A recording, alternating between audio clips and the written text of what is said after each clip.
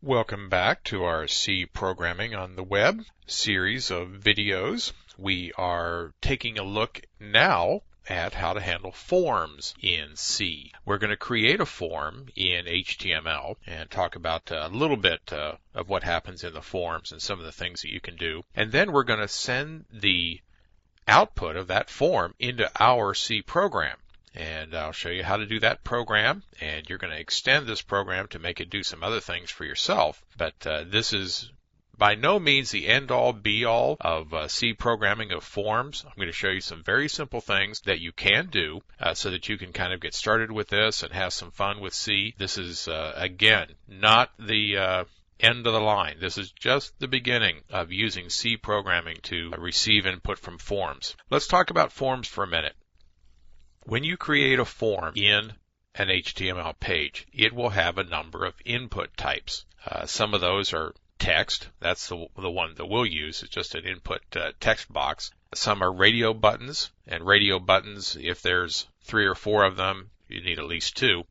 I suppose to make a decision, only one of the set of radio buttons can be turned on, and the others pop out. And if you're old enough to have had an old radio like that in a car, when you pressed one button in, the other one popped out. That's why they're called that, radio buttons. Radios used to work that way.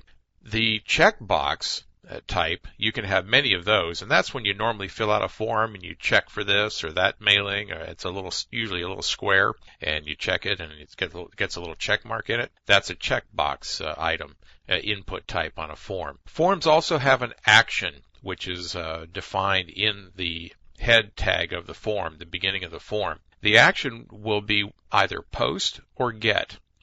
Get is the one that we care about for our example here. The action equals post means that the input data that is in the form, all the variables and the information that our client types in, will come to us on the standard in. Now, we're used to programming using the standard in. We've used scanf and printf to go to the standard out, and getchar and things like that to read the standard in. So that's pretty common, and we've done a little bit of that. What we want to take a look at, though, is the query string. So our form is going to use the get action to talk to us, and so the information will come in an environment variable named query string. So I'm going to show you in the program how to get the contents of an environment variable and then work with it. So let's drop out of here and let's go over and take a look at our program.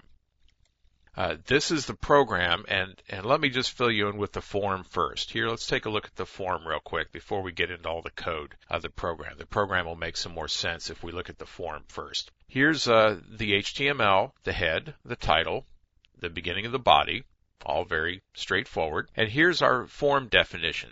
These lines from here to here make up our form on the screen. The action is the CGI program that we are going to call when someone submits this form, when they act on it and click the submit button. The method that the form will use is the get. And I think I did a bunch of explaining telling you the action was post or get, and that's obviously quite wrong. It's the method. So mentally revise that. Method is get, action is the name of the program that you want to have run the CGI program. Here's some normal text that's going to show up on our form, and we're going to tell our client that this is where the first name goes. And then we have an input field, and the type of this input field is text. The name of this input field is very important to us, and it's called first name. This one is all lowercase. If you make it a combination of upper and lowercase, the way we're going to code our program, you have to remember what that is, because you're going to look through the environment variable that we get looking for this series of characters, first name or last name. So if you don't make it all lowercase, remember what you do make it. Then we have a simple line break, and then a last name and another input type of text, and that one is named last name. Then this is our submit button. An input type equals submit, and the value is what will be written on the button. It says click me. That's the end of the form, end of the body, end of the HTML. And this is hwform.html. I've put it in the CGI bin just so that it's where we can find it. So let's go to that.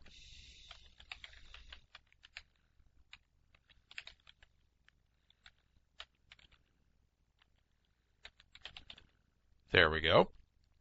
There's our first name, there's our last name, and there's our two input fields that is ready to go in there. And they're only yellow on mine because I have this little Google toolbar that wants to fill in a last name and first name field.